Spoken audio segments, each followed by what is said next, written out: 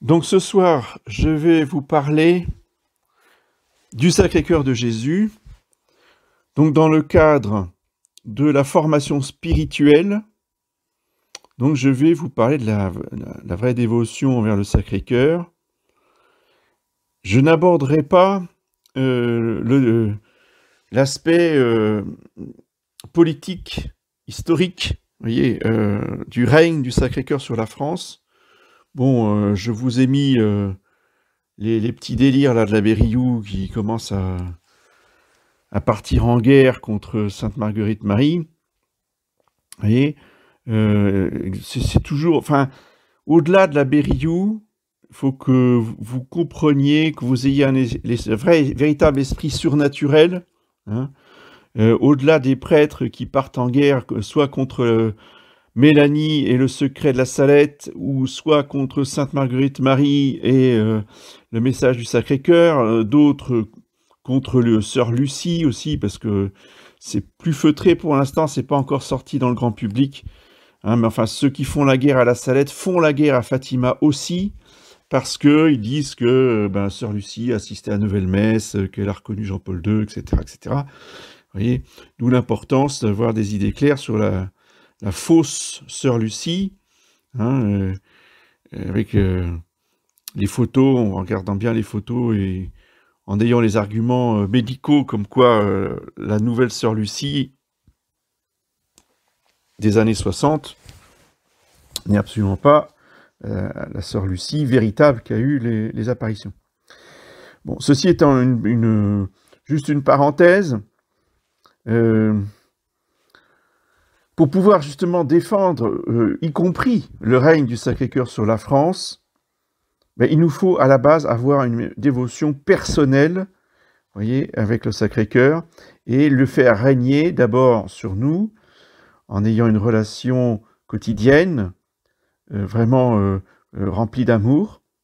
Ensuite, de le faire régner sur nos familles, par l'intronisation, la cérémonie de l'intronisation, et le faire régner sur nos écoles. Hein, c'est pour ça que dimanche, dimanche, oui, dans la fin de la semaine, là, pour la kermesse de fin d'année de l'école Saint-Expédite, eh bien, toute l'école va se consacrer au Sacré-Cœur, hein, et la directrice, en tant que directrice, va consacrer son école.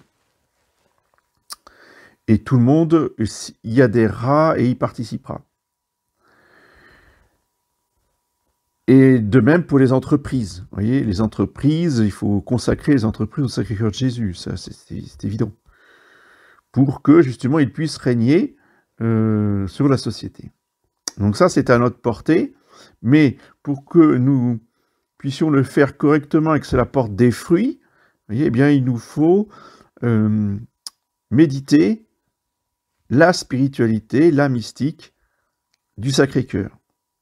Alors je vous ai mis aussi sur le groupe des ouvrages en ligne, très très intéressants.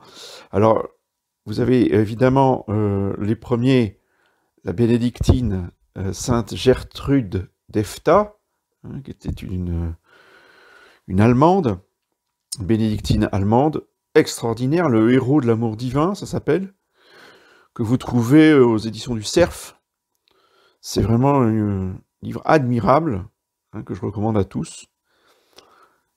La dévotion au Sacré-Cœur, vous voyez, a commencé dès le Moyen-Âge. Alors vous trouverez aussi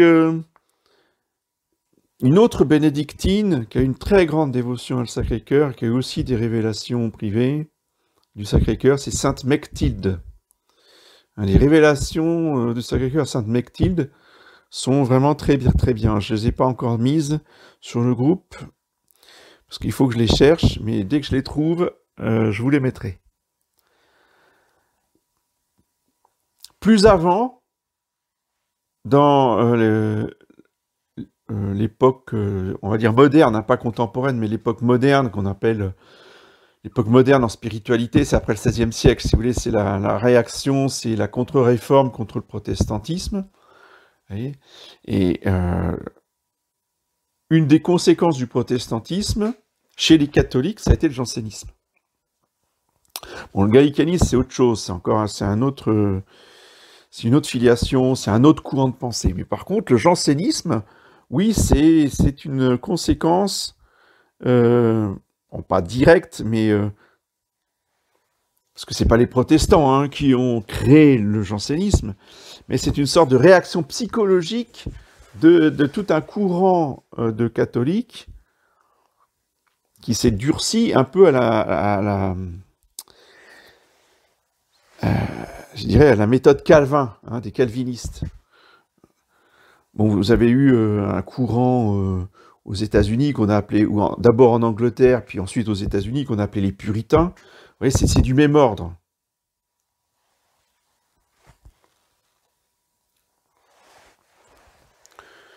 Et donc à cette époque-là, va se créer un mouvement de spiritualité en France, qu'on va appeler l'école de la spiritualité française, ou l'école française de spiritualité, ça dépend comment vous... Dans cette école française de spiritualité, on va s'attacher à adorer, méditer, vous voyez, la nature humaine de Jésus-Christ, du Fils de Dieu.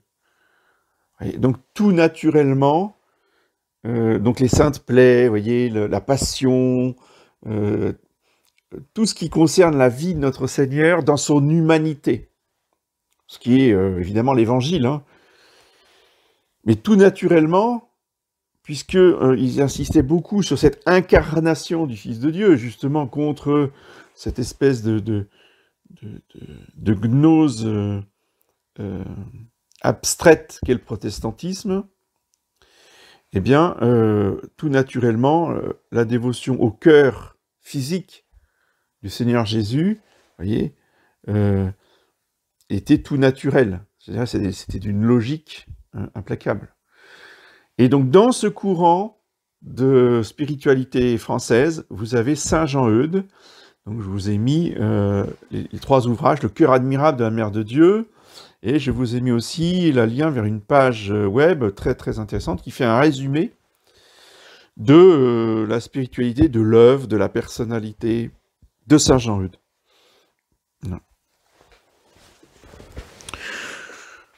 Donc ce soir, nous allons voir 3 parties. La première partie, ça va être la dévotion au Sacré-Cœur de Jésus, hein, ou la mystique du Sacré-Cœur de Jésus, ou la théologie du Sacré-Cœur de Jésus, tout ça, ça va ensemble, c'est la doctrine. Ensuite, dans une deuxième partie, nous verrons les vertus de cette dévotion, et je m'attarderai, on n'a pas le temps de toutes les voir, je m'attarderai sur l'amour et l'amour confiant que nous devons avoir envers le Seigneur Jésus, qui est le centre, si vous voulez, de cette dévotion au Sacré-Cœur. Et enfin, dans une troisième partie, eh bien, nous verrons l'intronisation, en quoi consiste l'intronisation du Sacré-Cœur de Jésus dans les familles. Bien sûr, d'après le Père Matteo Crollet, qui a écrit ce livre merveilleux que tous les catholiques doivent avoir dans leur bibliothèque. C'est pas facultatif, c'est pas... et puis c'est pas trop cher, donc le prix n'est pas un argument, ça coûte pas cher du tout, et c'est une merveille. Jésus, roi d'amour, par le Père Matteo.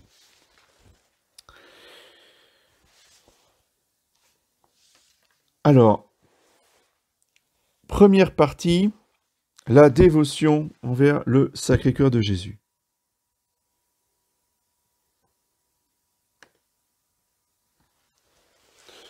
D'abord, il faut placer au centre de la méditation le cœur de Jésus et comprendre que ce cœur, c'est le cœur d'abord physique, mais pas que. Notre Seigneur Jésus-Christ, comme la très sainte Vierge Marie, comme chacun d'entre nous, nous avons 3 cœurs. Et ce n'est pas pour rien que nous avons été créés à l'image de la très sainte Trinité. Donc nous n'avons pas un cœur, nous avons 3 cœurs. Alors le cœur physique, qui est le siège des émotions physiques, parce que je rappelle que l'émotion est une réalité physique, nerveuse. C'est pas à mépriser, mais c'est vraiment en bas de l'échelle des réalités spirituelles, évidemment. Et ce n'est pas premier, ce n'est pas ce qui est à rechercher, mais nous sommes incarnés, et c'est pour ça qu'il faut parler des émotions, parce que lorsque nous avons des grâces ou des consolations mystiques dans la fine pointe de l'âme, eh bien, il peut arriver, ce n'est pas toujours, ce n'est pas à chaque fois, mais il peut arriver effectivement qu'il y ait des retombées, si vous voulez, ou des résonances dans l'émotion, dans notre émotivité. Oui. Alors, ces émotions ne sont pas à rechercher, mais elles ne sont pas à repousser non plus. Elles ne sont pas à mépriser non plus. Oui. Elles font partie intégrante de notre vie spirituelle. Simplement, il faut qu'elles restent à leur place d'émotions physiques. Donc ça, c'est pour le premier cœur. Le deuxième cœur, c'est le cœur psychologique. Donc là, nous ne sommes plus dans le domaine physique. Nous sommes dans le domaine spirituel, de l'âme. Ce cœur psychologique, si vous voulez, c'est la volonté. La volonté ou le cœur, c'est la même chose. La volonté, c'est un amour. Et l'amour, c'est de la volonté. Et la volonté n'est absolument pas matérielle. La volonté n'est absolument pas corporelle. La volonté, justement, fait partie de l'âme purement spirituelle, indépendant du corps. Bien. Et enfin, il y a un troisième cœur qui va au-delà de la volonté, qui est au-dessus de la volonté. Les auteurs spirituels parlent de la fine pointe de l'âme, ou si vous préférez prendre Sainte Thérèse d'Avila, vous voyez, c'est la pièce centrale du château intérieur. Le château intérieur étant l'âme, qui a des pièces qui sont à l'extérieur, et plus on pénètre dans le château, vers la salle centrale, si vous voulez, plus on se rapproche de la présence de la Sainte Trinité. La Sainte Trinité réside dans le cœur mystique des âmes.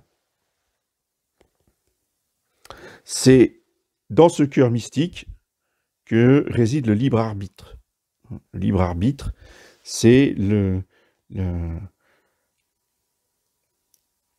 l'exercice conjoint de la volonté et de l'intelligence, mais dans le domaine purement surnaturel. Ce qui ne veut pas dire que les païens n'ont pas de libre arbitre.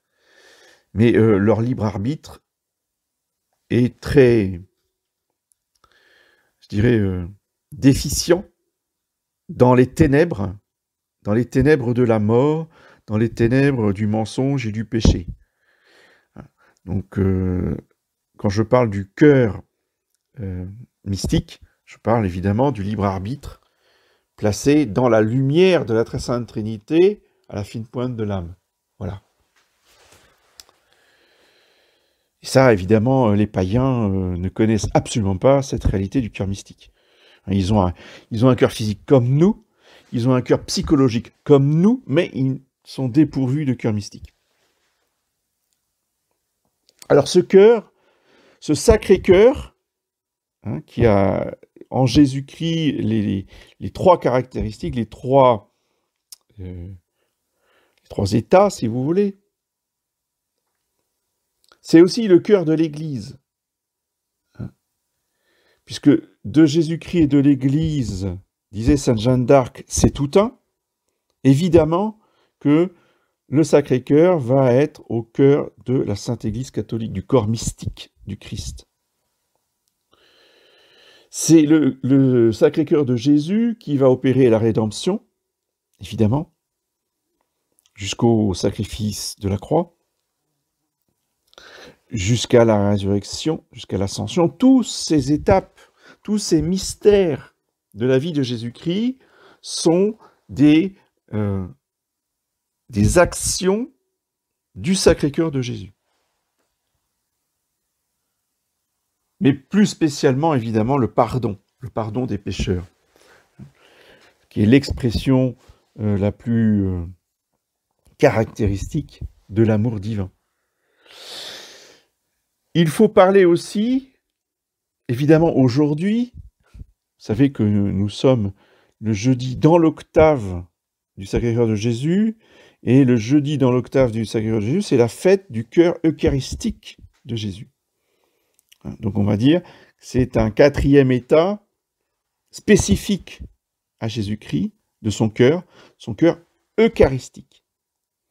Et cette dévotion est d'autant plus importante, vous voyez, qu'elle a été manifestée aux hommes très tôt, quand même, enfin pas dès le début, mais très tôt, avant le Xe siècle, au 8e siècle. En Italie, à Lanciano, il y a un prêtre qui, doutant de la présence réelle après la consécration, a vu sur son corporal son hostie, comme toutes les hosties consacrées, qui étaient blanches, se transformer en morceaux de chair. Et il a vu dans son calice l'apparence du vin, qui est toujours là après toutes les consécrations, disparaître pour laisser place à la réalité du sang de Jésus-Christ, rouge, vous voyez, et qui s'est coagulé dans les jours qui ont suivi, les semaines qui ont suivi. Normalement, vous voyez, un sang ordinaire, un sang humain ordinaire, il se serait coagulé en un seul caillot. Le sang serait séché, durci, ça aurait fait une espèce de réalité, d'une seule réalité dure. Mais là, le miracle s'est prolongé jusqu'à faire 5 caillots différents dans le calice. Et ces caillots de sang, comme le morceau de chair que des médecins du XXe siècle ont analysé comme étant une coupe transversale d'un cœur humain, oui.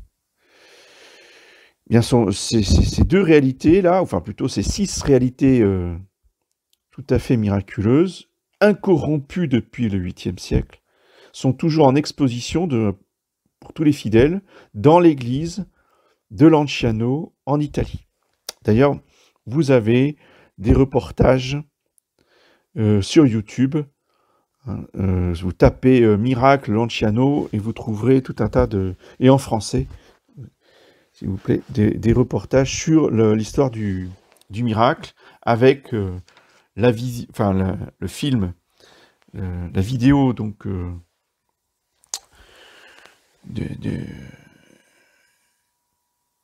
du calice et de l'ostensoir actuel, avec aussi le rapport des médecins, puisque ça a été analysé en laboratoire. C'est passionnant, hein.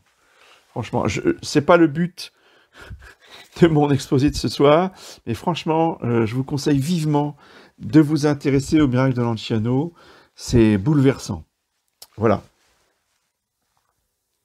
Donc, ces 3 cœurs, plus le cœur eucharistique, vous voyez, eh bien, vont appeler de notre part de la reconnaissance, de la gratitude, de la consolation et surtout de la réparation. Voilà. Celui qui a la vraie dévotion envers le Sacré-Cœur a un souci de réparer ses péchés, les péchés de ses ancêtres, les péchés de ses enfants, les péchés des hommes, les péchés des catholiques, les péchés des non-catholiques. Satisfaire, vous voyez, à la justice divine en offrant en particulier les saintes plaies pour justement consoler notre Seigneur et apaiser Dieu le Père. Alors pour illustrer ça, eh bien, je vais me référer à saint Jean Eudes, qui explique merveilleusement bien la vie mystique selon le Sacré-Cœur de Jésus. Saint Jean-Eudes croyait à la vie mystique dans laquelle c'est l'Esprit Saint qui a toute l'initiative. Alors voilà, première phrase, le principe est posé. Ah, si vous pouviez m'écrire cette phrase-là pour pouvoir la relire régulièrement. Oui. Parce que trop souvent on me dit, mais qu'est-ce que vous entendez par la vie mystique? C'est quoi la vie mystique? On ne comprend pas ce que ça veut dire. Bon, la vie mystique, définition de Saint Jean-Eudes, c'est la vie dans laquelle c'est l'Esprit Saint qui a toute l'initiative. Initiative dans la prière, initiative dans l'action de grâce, initiative dans l'apostolat, initiative dans la vie professionnelle, initiative dans la vie familiale. Oui. Donc ce qui nécessite d'être à l'écoute du Saint-Esprit afin de faire toujours sa volonté, parce que la volonté du Saint-Esprit, c'est la volonté de Jésus, le Christ notre Seigneur, et c'est la volonté de Dieu notre Père. Évidemment que le Saint-Esprit ne sera jamais en contradiction avec les autres personnes de la Sainte Trinité. On est bien d'accord. C'est pourquoi Saint Jean-Eudes parlait souvent de la contemplation qui est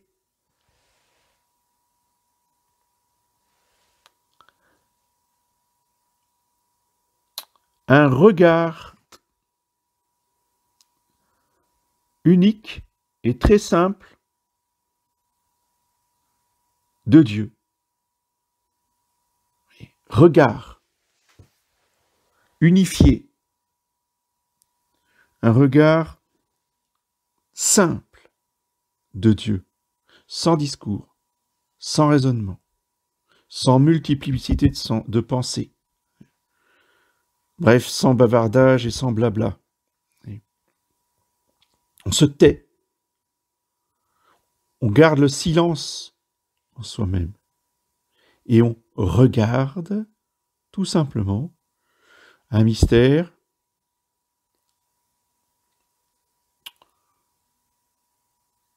où on regarde Dieu lui-même.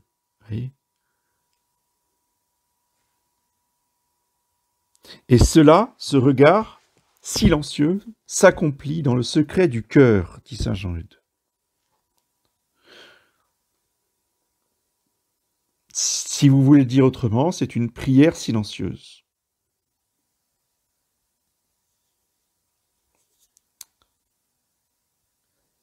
C'est pourquoi il faut soutenir l'âme dans sa vigueur par un minimum d'activité et par des aspirations ou des cris intérieurs tels que « Ô sainteté de mon Dieu, Jésus, je vous adore, je me donne à vous pour entrer dans toutes les dispositions et intentions que vous avez eues et que vous avez voulu que nous eussions tous. » Oui.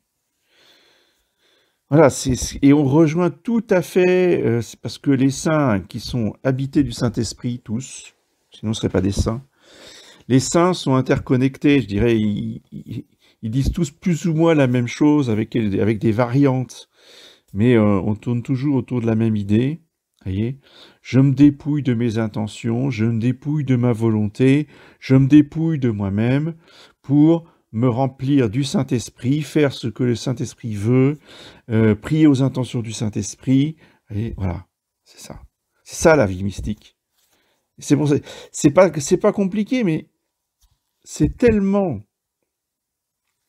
au-dessus de notre nature que certaines personnes n'y arrivent pas ou ne veulent pas. Comment me dépouiller de mes intentions, mais que vous n'y pensez pas, il faut que je prie pour quand même, il faut que je prie pour mon mari, mes enfants, etc.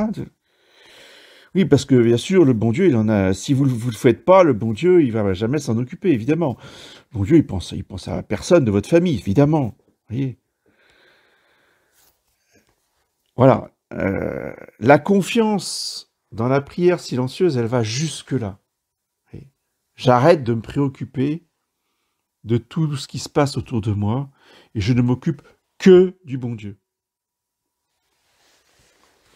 Ce qui, effectivement, ne peut s'épanouir que par un minimum d'activité. C'est pour ça que dans la vie active, dans la vie du monde, que les laïcs, les fidèles laïcs sont obligés de côtoyer, hein, les moments de contemplation sont très rares, et c'est pas facile.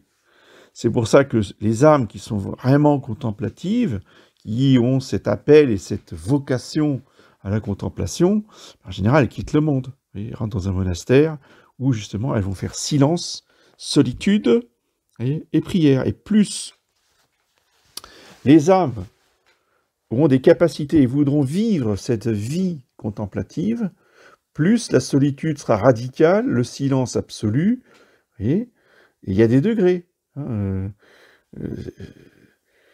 Alors aujourd'hui, évidemment, ces degrés-là, ils ont disparu avec la crise de l'Église, mais vous voyez, entre une religieuse qui est enseignante, qui est soit dans un couvent de dominicaine enseignante, soit dans une autre congrégation enseignante, etc., où il y a beaucoup d'activités avec les fidèles, etc. Bon, mais il y a des moments de silence aussi, hein. Il y a une vraie vie contemplative même chez ces religieuses-là. Mais bon, elle est moindre que la carthusine ou la chartreuse, comme vous voulez, qui vit dans son ermitage, qui parle 2 heures par semaine à la récréation du mercredi et tout le reste du temps est en silence. Vous voyez, là, on pousse le curseur au maximum. Vous voyez, et entre les deux, entre la chartreuse et puis la sœur enseignante, vous avez toutes les nuances, vous avez tout un tas d'ordres religieux intermédiaires où il y a plus ou moins de silence ou plus ou moins de solitude.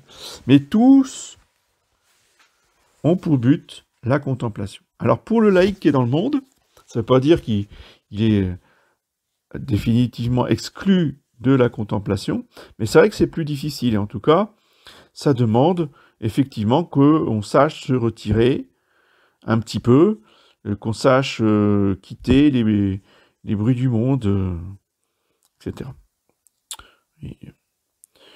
Ensuite, il faut purifier souvent son intention, dit saint Jean-Eudes, son désir, accueillir humblement et sans inquiétude les périodes de désolation plus troublées, renoncer à sa possessivité, se tenir dans une humble action de grâce. Voilà. Renoncer à soi-même. Ça, c'est la base indispensable de la vie contemplative. Et enfin, troisième condition donnée par saint Jean-Eudes, qui est extrêmement importante et qui est si difficile à pratiquer, surtout pour certains tempéraments, plus que pour d'autres, ne s'enfermer dans aucune démarche rigide. La psychorigidité est un obstacle rédhibitoire pour la vie mystique. Ceux qui sont accrochés, mais de façon absolue, voyez, à leur emploi du temps à la minute, à leur organisation au jour près, ce jour-là, je fais ceci, je fais cela, de telle façon, à telle heure, avec telle personne, sont totalement hermétiques à la vie mystique. Parce que le Saint-Esprit, on ne sait pas d'où il vient, on ne sait pas où il va, on ne sait pas à quelle heure il arrive, on ne sait pas à quelle heure il s'en va, et surtout, eh bien, il ne nous tient pas au courant du lieu où il va et du moment où il va revenir. Il nous faut donc être dans une souplesse absolue. Oui. Et tous les saints le disent d'une façon ou d'une autre. Et pour les dames et les jeunes filles, vous avez les manuscrits autobiographiques de Sainte Thérèse de l'Enfant Jésus qui expliquent ça très très bien. Mais tous les autres saints se tiennent le même langage. Se tenir disponible aux invitations de l'Esprit Saint, cela, saint Jean-Eudes l'a fait toute sa vie, à travers tous les renoncements qui l'ont libéré de lui-même, chemin de conversion à l'humilité et à la douceur du Jésus-Christ. La sérénité de saint Jean-Eudes dans sa vieillesse s'était tissée jour après jour, à travers ces renoncements qui l'ont conduit vers une nouvelle profondeur d'abandon à Dieu et de consentement à son vouloir aimant.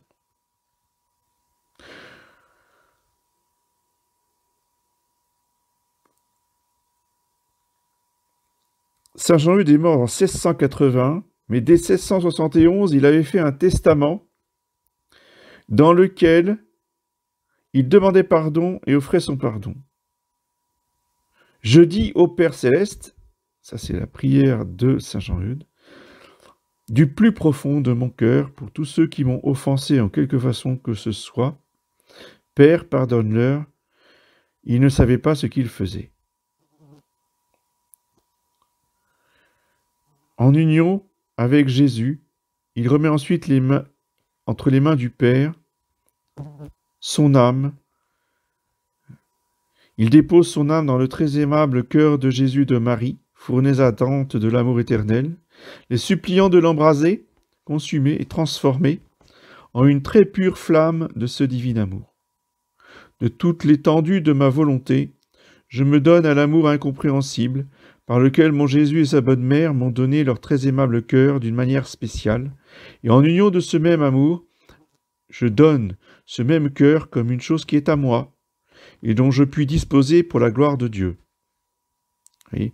Donc, Saint Jean-Eudes considère que Jésus et Marie lui ont donné leur cœur, donc leur cœur lui appartient, et comme ces deux cœurs sont à lui, eh bien, il peut l'offrir à Dieu comme une chose qui est à lui. Ça, c'est toute la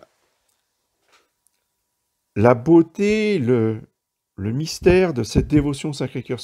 Le Sacré-Cœur s'est donné à nous, donc le Sacré-Cœur est à nous. Vous voyez ? Et comme c'est à nous, c'est notre propriété, il nous appartient. Et c'est pas pour qu'on le garde égoïstement. Si le Seigneur Jésus nous donne son cœur, c'est pour que nous le donnions à son Père par les mains de Marie. Oui. Alors tout ça sera développé évidemment dans ces volumes qu'il a écrits, les trois tomes là. Mais là, vous avez l'idée principale, hein, c'est un résumé que je vous lis là. Vous avez l'idée principale.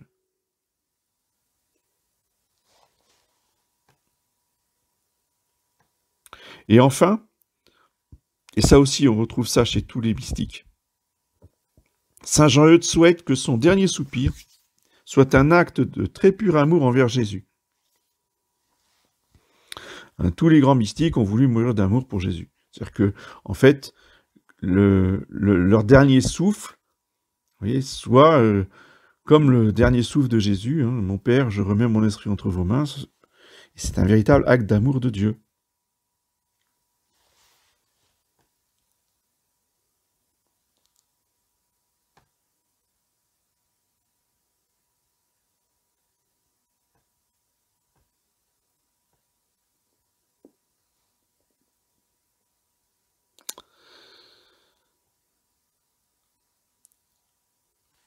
La doctrine, ou la théologie du Sacré-Cœur, selon Saint Jean-Eudes, est résumée dans cette phrase qui vient redit ce que je viens de vous expliquer. Citation, « Le cœur de Jésus, c'est le cœur, le grand cœur de tout son corps. Il nous est donné, il nous appartient. » Voilà, vous avez en une phrase le résumé de la dévotion au Sacré-Cœur de Saint Jean-Eudes. Saint Jean-Eudes est le premier théologien du cœur de Jésus. Alors oui, ça aussi, il faut en prendre conscience. C'est pour ça qu'il est si important. C'est pour ça que je vous le recommande aussi fortement. Vous voyez, parce qu'avant, vous allez me dire, bah, vous nous avez parlé de Sainte Gertrude, de Sainte Mechtilde. Oui, et Sainte Gertrude, Sainte Mechtilde ne sont pas des théologiens. Ce sont des femmes mystiques. Donc, elles disent des choses merveilleuses. Mais si vous voulez, c'est en fonction de leurs intuitions, des révélations que peuvent leur faire le Seigneur. Enfin, ce sont des fulgurances. Hein. C'est la même chose pour Sainte Thérèse d'Avila. Sainte Thérèse d'Avila n'est absolument pas docteur de l'Église. Ça, c'est une invention de Montigny. voyez, le docteur de la vie mystique, le docteur commun de la vie mystique, si je puis dire, c'est Saint Jean de la Croix, qui est un vrai théologien, lui. C'est pas une question de mépriser les écrits des femmes, c'est que les femmes n'ont pas un cerveau rationnel et démonstratif comme le cerveau masculin. Donc les docteurs dans l'Église ne peuvent être que des prêtres, évêques ou éventuellement diacres. Vous voyez, c'est qu'ils aient le pouvoir de prêcher. On peut commencer à faire des sermons à partir du diaconat. Bon, voilà, je ferme la parenthèse. Donc Saint Jean-Eudes est le premier théologien du cœur de Jésus. Nous rapportons quelques éléments principaux de cette doctrine, et ce qui paraît essentiel dans cette théologie sont les liens existants entre le Père, Dieu le Père, le cœur de Marie, donc le cœur immaculé de Marie, et le Sacré-Cœur du Fils. Oui. Voilà. Donc Saint Jean-Eudes va expliquer d'une manière absolument lumineuse, scientifique, quasiment, dans le sens où il va apporter les arguments, si vous voulez, dans l'ordre, et les illustrer par les citations d'Écritures saintes des théologiens qui l'ont précédé, pour expliquer les liens et l'union qui existent entre le cœur du Père, le cœur de Marie et le cœur du Fils. Vous allez me dire, mais où est le Saint-Esprit dans tout ça? Le Saint-Esprit, il est dans le cœur de Marie. C'est pour ça que vous avez les trois cœurs de la Trinité, le cœur du Père, le cœur de Marie, c'est le Saint-Esprit, c'est le cœur du Saint-Esprit. C'est la même chose, c'est la même réalité. Hein, ils ne font pas qu'un, mais ils sont parfaitement unis. Et le Sacré-Cœur de Jésus, évidemment, hein, qui est habité pleinement par le Saint-Esprit, et qui ne fait qu'un avec le Père.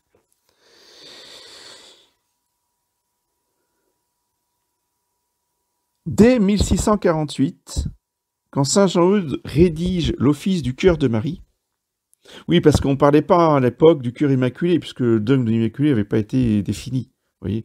Mais c'est bien. Alors, dans les missels, si vous regardez à la fin, dans les messes pour certains lieux, la messe du cœur de Marie, c'est la messe du cœur très pur. L'expression qui est dans les missels avant, donc c'est une messe qui était faite avant le dogme de l'Immaculée, on parlait du cœur très pur de Marie. Ben, aujourd'hui, on parle du cœur immaculé de Marie. Mais dans Saint Jean-Eudes, il ne parle que du cœur de Marie ou du cœur très pur. Donc, Saint Jean-Eudes, qui a rédigé l'office, situe Marie au sein de la Très Sainte Trinité,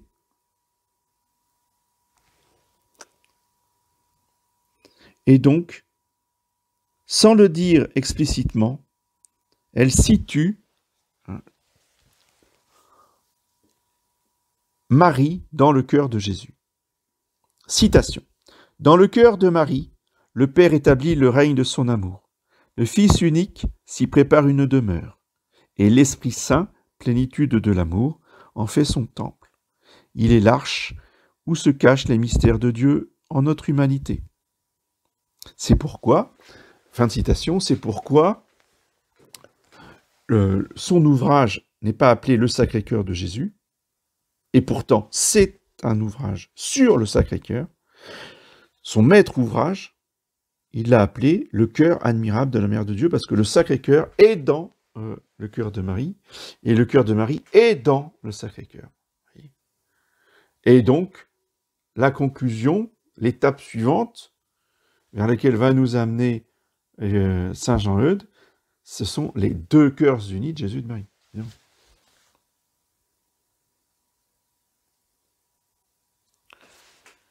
Déjà, Saint Jean-Eudes considère que le cœur du Fils, c'est le cœur de Marie. Jésus règne dans le cœur de Marie, venez, adorons-le. C'est lui notre amour et notre vie, car Jésus, sacrifice parfait, avant de s'offrir sur la croix, s'est offert bien des fois sur l'autel du cœur de Marie. Et Dieu a voulu qu'il soit son Fils unique, éternellement vivant en son propre cœur, le cœur du Père, et qu'il vive et règne dans le cœur de Marie.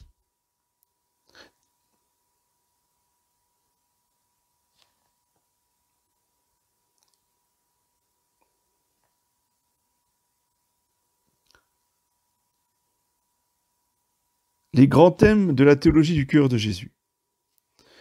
Le premier de ces thèmes, c'est l'attention au cœur de chair de Jésus. Ce cœur de chair manifeste l'incarnation du Seigneur. Jésus avait comme sa mère un vrai cœur humain, que les émotions faisaient battre plus vite et plus fort. C'est contre ce cœur de chair que le disciple bien-aimé a reposé sa tête. Ensuite, la théologie de saint Jean-Eudes va traiter du cœur, signe de l'intériorité. Dans le langage biblique, le cœur désigne la mémoire ou l'entendement ou la liberté profonde, ou mieux la pointe de l'esprit par laquelle se fait la contemplation, c'est-à-dire l'homme intérieur. C'est au centre de son cœur que Jésus établit sa relation aimante avec le Père, qui est tout le sens de sa vie. C'est aussi dans le secret de son cœur qu'il nous aime et nous attire à lui. Le cœur, c'est l'intérieur de Jésus qui nous est donné pour être en nous plus intime que nous-mêmes. C'est en ce sens que nous demandons au Père la grâce de n'avoir qu'un seul cœur avec Jésus et entre nous. Le troisième thème de la théologie de saint Jean-Eudes, c'est de présenter le cœur de Jésus comme un feu. Le cœur, c'est l'amour. C'est le feu de l'amour. Mon cœur, dit Jésus, n'est qu'amour. Qui demeure dans l'amour demeure en mon cœur, et mon cœur demeure en lui. Demeurez dans mon amour. Ça, c'est dans l'évangile de saint Jean, tout ça. Demeurez dans mon amour. Aimez-vous les uns les autres. L'amour est la loi de feu de la vie de tous les chrétiens. Ce feu nous consume et c'est le sacrifice. Les images utilisées par saint Jean-Eudes, fournaise, brasier, flamme dévorante, expriment l'offrande à laquelle Dieu nous invite en Jésus. Il faut aimer Dieu et notre prochain. Aimer en pardonnant comme Jésus le fit lui-même. Telle est notre mort de feu, notre communion à la vie intense et lumineuse de Dieu.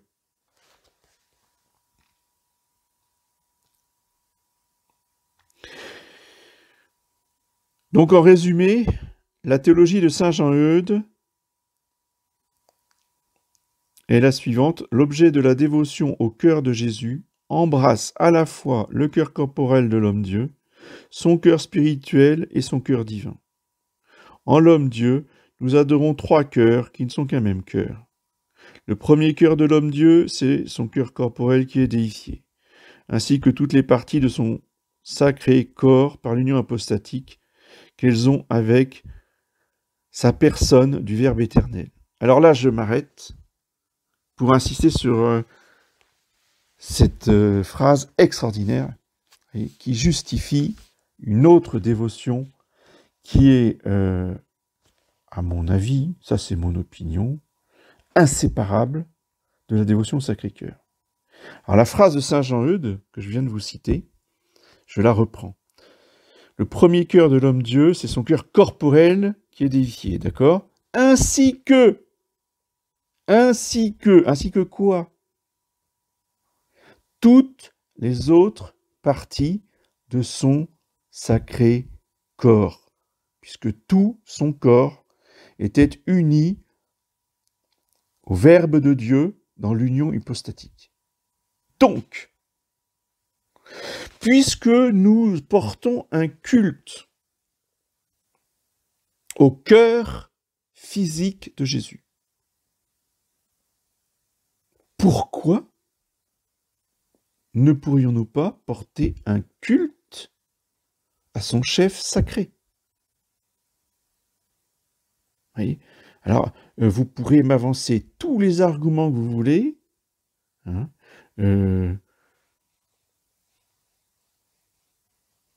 même si par prudence ou par un certain contexte, à cause du réseau Rampolla qui a régné à Rome tout au long du XXe siècle après la mort de Saint Pidis, et donc ils ont interdit de diffuser la dévotion au chef sacré de notre Seigneur, hein, mais ils n'ont jamais approuvé le secret de la Salette, ils ont entretenu l'ambiguïté quand ils ont interdit la diffusion de la petite brochure de l'avocat, là, en ne spécifiant pas qu'on pouvait lire le secret, etc., etc. Mais, logiquement, si on a un cerveau qui fonctionne normalement, vous voyez, quand on comprend que on porte un culte à son corps, à son cœur physique, ainsi, dit saint Jean-Eudes, que toutes les autres parties de son corps sacré, donc il n'y a aucun obstacle, il n'y a aucune objection qui tienne pour que l'on n'honore pas son chef sacré. La dévotion au chef sacré, ce n'est pas l'objet de la conférence de ce soir. Mais je voulais quand même souligner cette relation intime, logique, entre le cœur sacré et le chef sacré. Je ferme la parenthèse.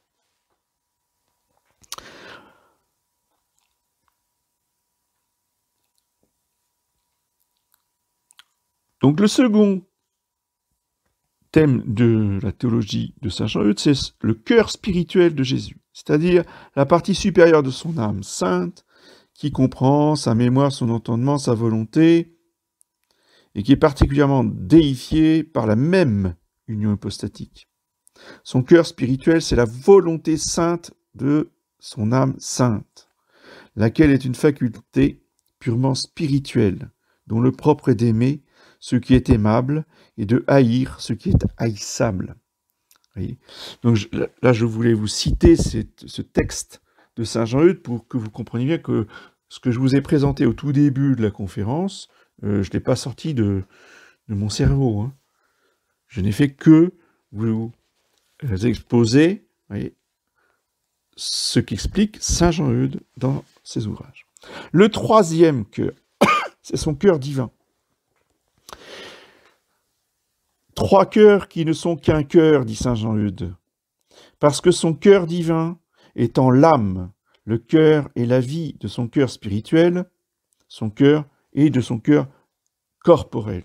Ces trois cœurs ne sont qu'un seul cœur très unique, qui est rempli d'un amour infini au regard de la très sainte Trinité et d'une charité inconcevable au regard des hommes.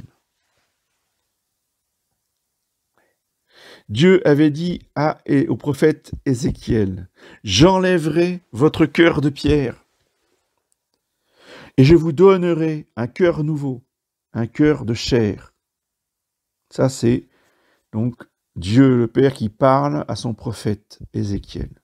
Saint Jean-Eudes commente, « Je mettrai en vous mon esprit et mon cœur pour que vous aimiez Dieu d'un grand cœur avec beaucoup d'amour. »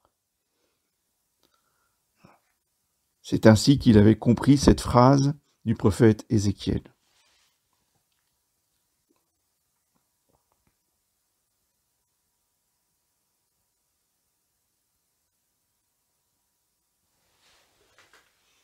Alors maintenant, les vertus de cette dévotion, c'est d'abord la confiance.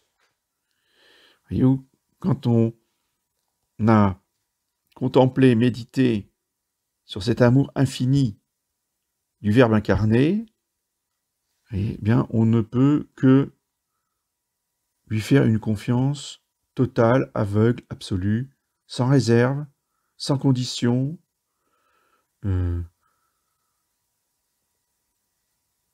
Et ne jamais, vous voyez, douter ni de son amour, ni de sa toute-puissance pour nous et pour son Église.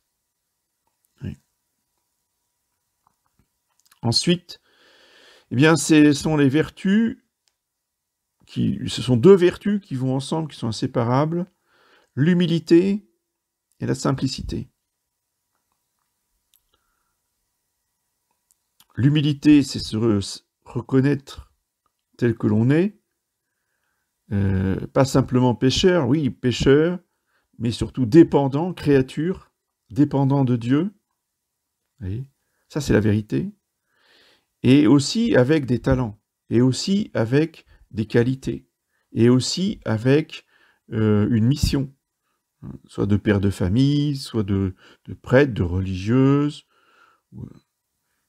Et ça, c'est l'humilité de se reconnaître tel que l'on est, avec les dons que Dieu nous a donnés, et qu'on ne s'attribue pas à soi-même, comme dit saint Paul, qu'est-ce que j'ai que je n'ai pas reçu? Tout ce que j'ai, c'est parce que je l'ai reçu de Dieu.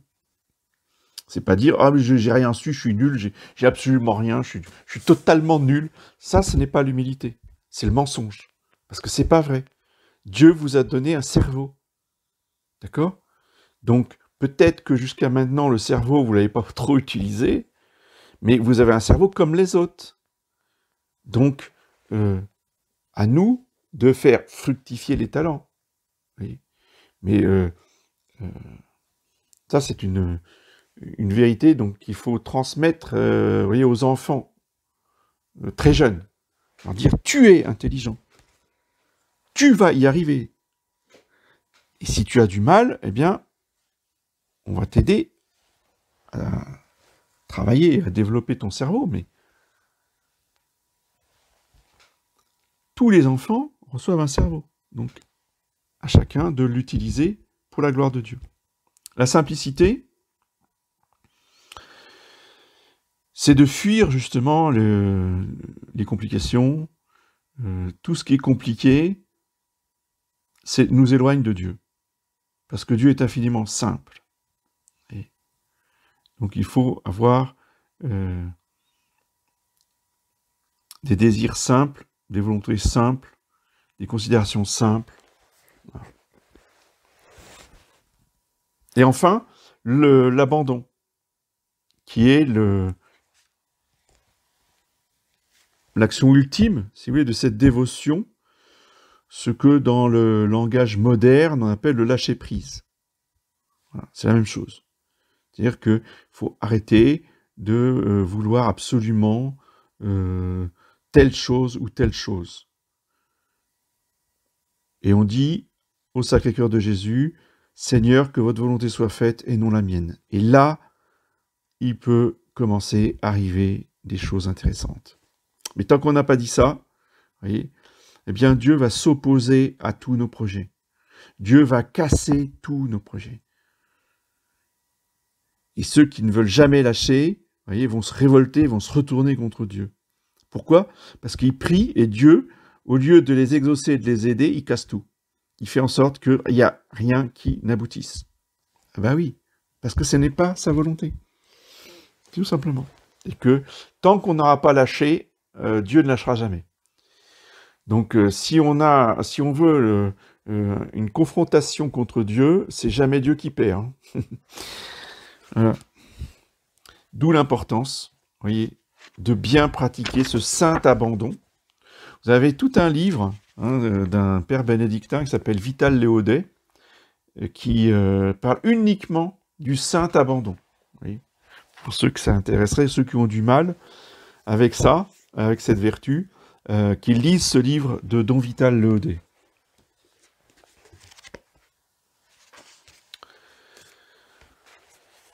Donc je vais prendre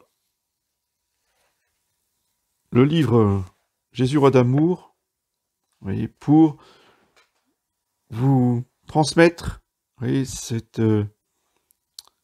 amour de Jésus-Christ, cet amour du Sacré-Cœur qu'avait le Père Matthéo. Tout est là, dit le Père Matthéo, c'est tout l'Évangile, c'est toute la loi.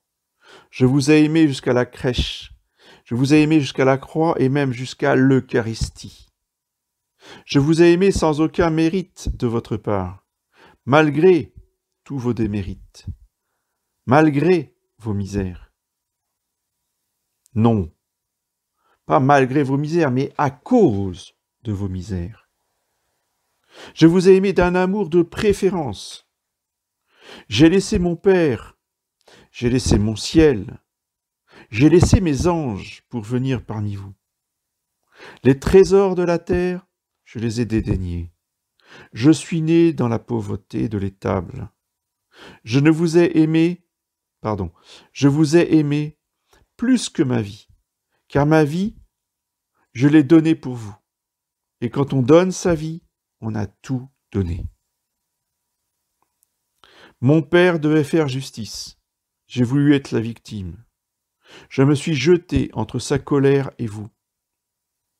Je fus donc blessé à cause de vous, blessé à mort par amour. Je vous ai aimé plus que ma majesté. Voyez à quels outrages je l'ai livré pour vous.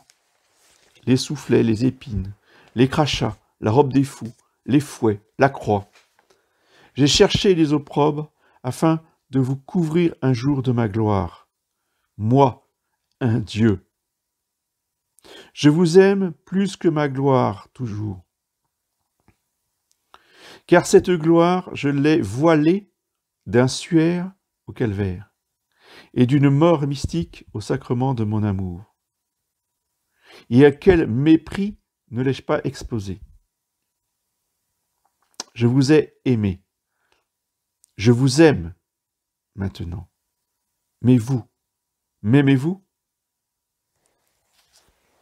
Jusqu'où m'aimez-vous? M'aimez-vous d'un amour de préférence aussi, de préférence à vos biens, à vos aises, à vos projets, à vos plaisirs, à vos amis, à vous-même? Hélas, il frappe à vos portes, il attend, il mendie, et souvent pour toute réponse on lui dit « Seigneur, un moment, j'ai tant de choses à faire. Mon avenir, mon intérêt, ma fortune. Attendez, je ne peux pas venir. J'ai un sanglier sur le feu. J'ai une fille à marier. Faut que j'achète une voiture ou je la vends. Enfin, vous voyez. Bref, j'ai une entreprise à diriger. Je ne peux pas être partout. Alors Jésus, vous attendrez. » Et Jésus attend longtemps. La fortune, elle est venue ou elle n'est pas venue. Alors il frappe de nouveau. « Me veux-tu? Je suis ta paix, ouvre-moi. » « Non, non, encore un peu de temps, j'ai de si grands soucis, mais j'ai ma santé, je vais atteindre la situation rêvée, enfin bref. » Attendez encore. Et Jésus attend, à la porte, comme un pauvre, comme un mendiant. Lui, c'est le divin mendiant de l'amour. Il nous tend la main. Et cette main divine, cette main transpercée pour nous, souvent, bien souvent, il doit se résigner à la retirer vide. Longtemps il a attendu. Les soucis ont passé, ou ils n'ont pas passé. D'autres leur ont succédé. Les désillusions se sont multipliées.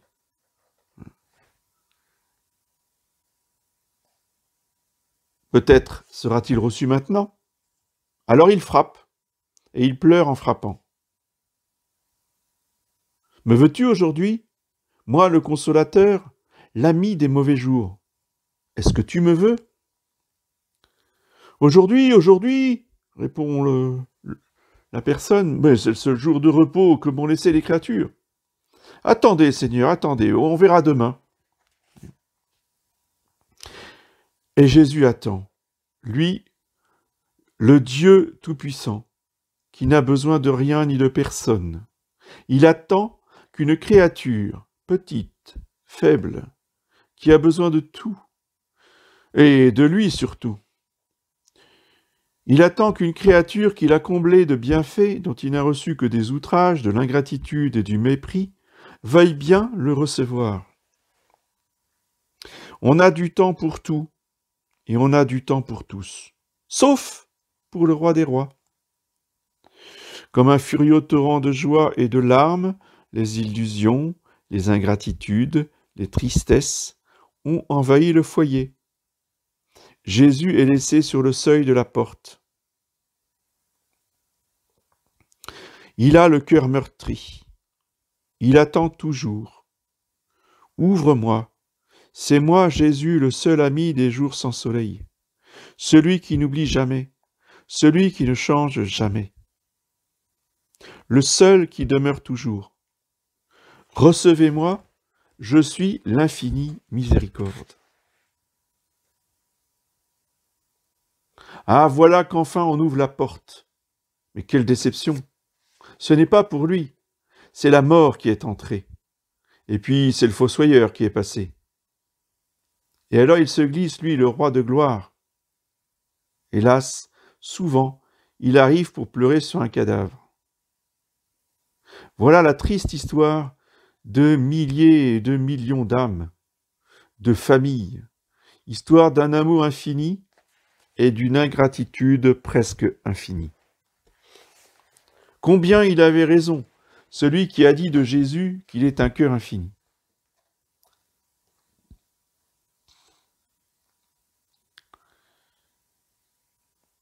Mais que cela nous fasse prendre conscience d'une réalité que nous ne respectons quasiment jamais. Lui, c'est le Dieu Tout-Puissant. Lui, c'est le Créateur du ciel et de la terre. Lui, c'est notre souverain maître. Et donc, il pourrait très bien forcer cette porte qu'on ne lui ouvre pas et faire acte d'autorité. Mais non, ce n'est pas un hommage forcé qu'il veut, c'est le don libre et spontané du cœur. Ce qu'il veut, c'est l'amour.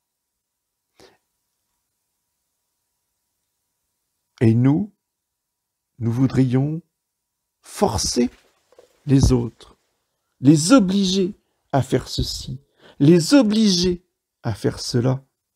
Oui. Ce que le Seigneur Jésus lui-même ne veut jamais faire. Mais nous nous croyons autorisés à le faire. Vous voyez ? Toujours respecter la liberté du prochain. Pas des petits-enfants de 2 ans. Hein. Je parle des adultes. Je parle des grands.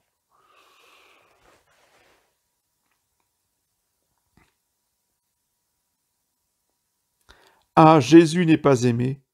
Il n'est pas aimé. Pas même de ceux qui se disent ses amis.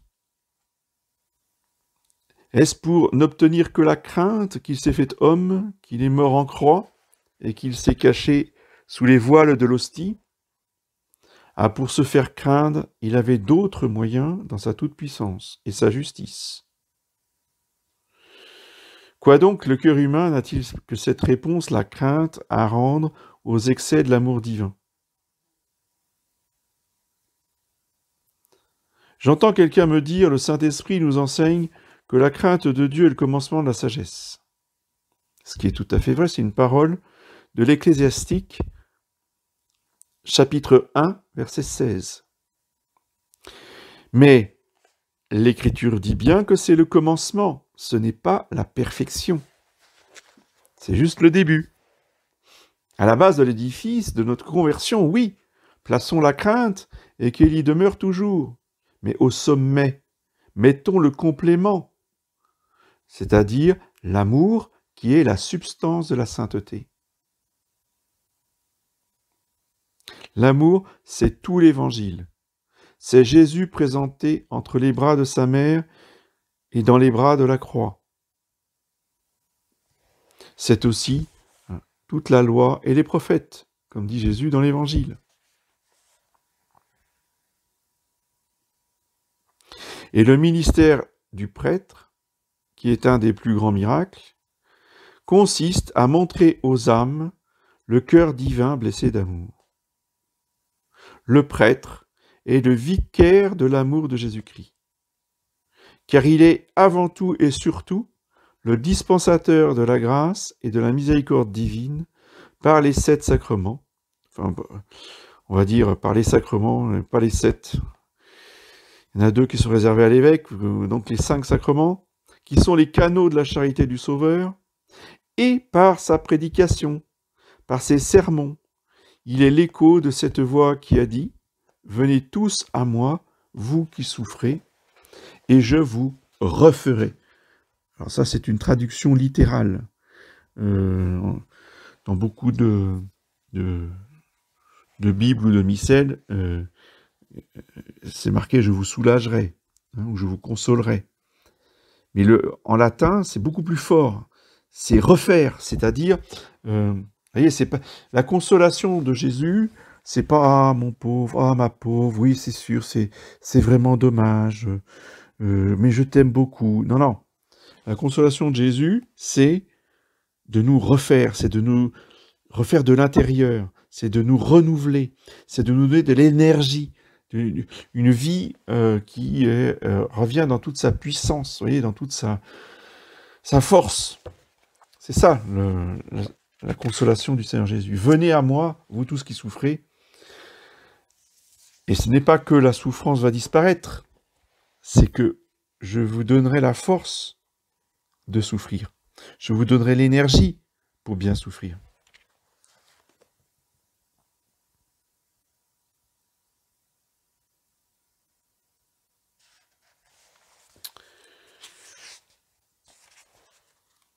Et donc, ce qu'il demande en retour, c'est l'amour confiant. Oui. Ineffable parole, dit le Père Matthéo, une des plus merveilleusement belles et la plus consolante. Ayez confiance, c'est moi. Vous voyez, quand il apparaît aux apôtres, ou quand il monte dans la barque sur le lac, il dit, mais c'est moi, ayez confiance, n'ayez pas peur, c'est moi. Et ne craignez pas. Et pourquoi ? Vous oubliez donc que nous sommes des misérables ? Oui, non, mais parce que c'est moi qui suis l'ami, le sauveur, miséricordieux. Si j'étais un ange, dit Jésus, aurait pu dire Jésus, parce que c'est le Père Matthéo qui parle, si j'étais un ange, un prophète, un saint, oui, vous pourriez craindre. Mais non, je suis Jésus. Et parce qu'il est Jésus, le Dieu sauveur, ayons donc, malgré nos faiblesses, la paix dans l'âme. Voilà pourquoi il a dit lui-même, s'adressant toujours à la caravane de misérables que nous sommes, la paix soit avec vous.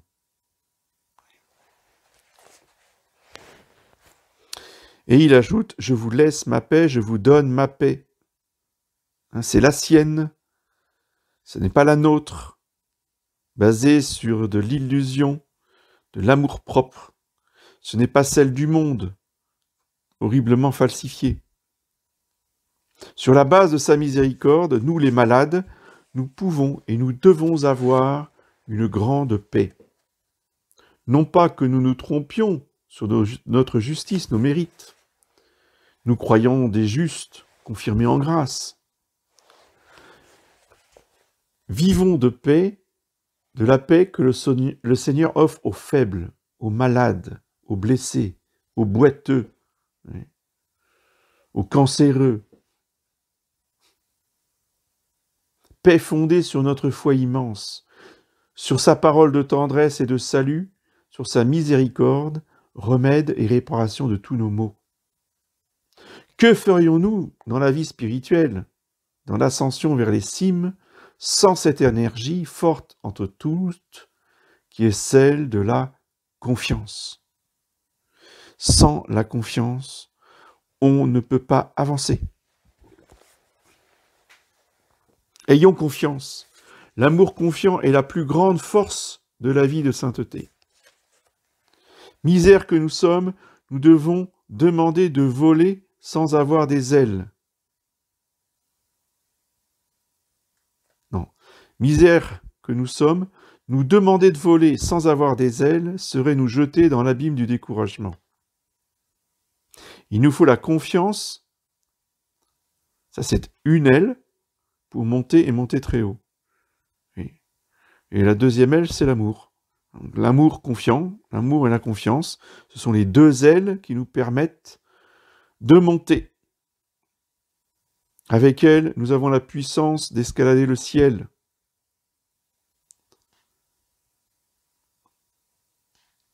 Et cela en partant des profundis, du plus profond de l'abîme de nos misères. Et qu'on ne dise pas de grâce que ceci, c'est de la prétention.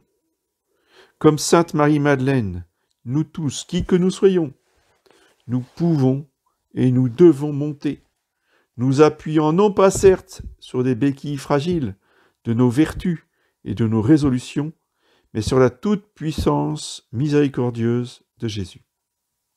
Si lui, Jésus, le Maître du pardon et de la miséricorde, n'inspire pas la confiance, alors qui l'inspirera? Si lui, le crucifié par amour, qui est descendu du ciel et qui s'est incarné par amour, si lui, le prisonnier de l'hostie dans le tabernacle, n'est pas une base de confiance assez solide, alors qui le sera? Il est descendu sur la terre pour nous apporter quoi? Le jugement? Non. La rigueur de la justice? Non. Le châtiment? Non. Quoi donc alors? Il est venu pour nous apporter le pardon, le salut et le bonheur. Dans ce seul but, pour nous gagner à tout prix, il fit toutes les merveilles qui ne sont que le fond du tableau mettant en relief son Sacré-Cœur. Lisez l'Évangile, ouvrez-le à n'importe quelle page, et vous trouverez même dans les anathèmes et l'indignation de Jésus les palpitations de son cœur tout amour. Ne changeons ni le texte, ni le sens de ses paroles. Il est venu pour sauver, pour donner ici-bas la paix, pour pardonner et offrir le ciel, même et surtout, dirais-je, à ceux-là qui lui prépareront un gibet. Père, pardonne-leur, ils ne savent pas ce qu'ils font. Pour cela, il s'est anéanti, prenant la forme d'esclave et la nature de serviteur. Tes misères, nous dit-il, je les prends dans mon cœur. Il a pris sur lui nos langueurs, il a pris sur lui nos maladies et nos infirmités. Homme de douleur, sachant ce que c'est que souffrir. Ça, c'est le grand chapitre du prophète Isaïe, chapitre 53.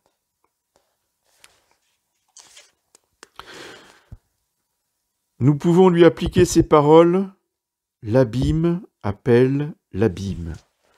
L'abîme de notre misère, de notre corruption, de nos maux, a attiré l'abîme de sa miséricorde, de sa bonté et de son amour.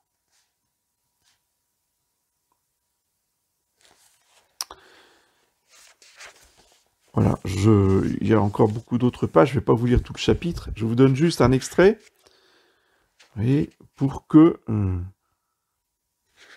vous ayez une petite idée de la dévotion, de la vraie dévotion vers le Sacré-Cœur du Père Matthéo. Je termine par ces quelques lignes. « Crois à mon amour et ne crains pas. Répète à travers les temps et à toutes les âmes le divin offensé. Je viens chercher et sauver ceux qui périssent. » Et voilà ce qui fait le scandale des pharisiens. Ils ne veulent pas croire à tant d'amour. S'il est saint, disent-ils, eh bien qu'il reste avec les saints et ne mange pas avec les pécheurs. Alors, si c'était cela, il serait resté avec ses anges. Ô jansénisme, pharisaïsme moderne, hérésie maudite, qui nous a amoindris et défiguré Jésus-Christ. Jansénisme dont le venin laisse des traces en des âmes belles, capables de grandes choses, mais que la crainte paralyse, que la peur empêche de prendre leur essor. Je la maudis de toute mon âme, cette hérésie malfaisante qui fait d'un Dieu infiniment bon un Dieu méchant, un Moloch. Et voilà qu'à l'école janséniste succède l'école du cœur de Jésus, lumineuse comme un soleil qui dissipe le cauchemar d'une horrible nuit.